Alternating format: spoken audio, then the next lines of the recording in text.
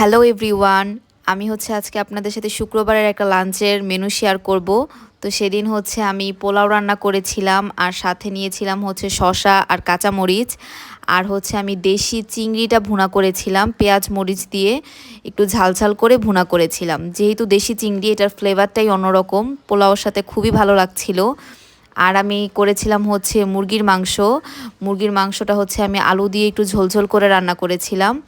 আমার বেশ কিছুদিন যাবত পোলাওটা রোস্টের সাথে না, একটু ঝাল ঝাল মুরগির মাংসর সাথে খেতে ইচ্ছে করছিল। তো সেদিন তার জন্য এই মুরগির মাংসটা করেছিলাম। আর আমার মুরগির মাংসর যেই নরম যে পিসগুলো থাকে, রানের যে পিসটা, সেটা খেতে আমার বেশি ভালো লাগে।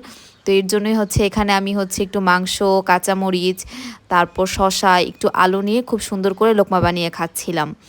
আর লাস্টে আমি যেই রানের যে কুড়মুড়ে যে হাড্ডিটা থাকে সেটাও খাচ্ছিলাম। এটা কার কার পছন্দ আমাকে অবশ্যই জানাবেন। আর লাস্টে ডেজার্টে ছিল দই।